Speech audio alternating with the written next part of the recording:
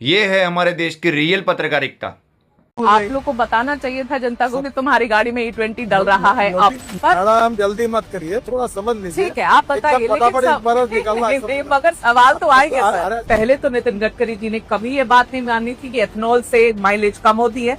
जब हरदीप पुरी जी ने ये बात मानी तब उन्होंने मानी। ब्लेंडेड पेट्रोल जब यूज कर रहे हैं तो माइलेज कम होगी कि नहीं, बस इतना ही पूछा मैंने। आप गलत बोलती हो, फिर समझो। देश की जनता अभी सीरियसली कंफ्यूज है कि नितिन गडकरी जी के पास पेट्रोलियम का कारभार है कि इनके पास ट्रांसपोर्ट का डिपार्टमेंट है। आप एथेनॉल के ब्रांड एम्बेसडर बन के बैठे हुए। सेंट्रल एक्साइज भी कम किया है एथेनॉल ब्लेंडेड पेट्रोल पर, इसके बावजूद भी पेट्रोल के दाम कम क्यों नहीं हुए? ये सब सवाल आप पेट्रोलियम मिनिस्टर को पूछो। ये बढ़िया है। अभी आप देखो, आप क्या करती है? हाँ। आप तबला रग्गा बजाती है। अरे क्या तबला बजाती हूँ? आप अभी मुझे पूछ रहे हैं कि तुम पेट्रोलियम मंत्री हो क्या? ये भी तुम बोलोगे सर? जो प्योर पेट्रोल है XP 170 रुपीज पर लीटर, 170 रुपए प्रति लीटर। सर कौन भराएगा गाड़ी में, बताओ?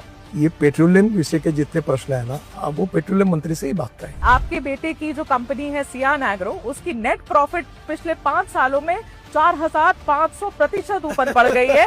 इतने 1000 करोड़ की आप बना देते हैं हाईवे, और आपने एकदम बेस्ट टेक्नोलॉजी, बेस्ट मटेरियल। पहली बारिश घंटा हो जाता है, फिर आप कहेंगे कि सवाल पूछो तो गलत है।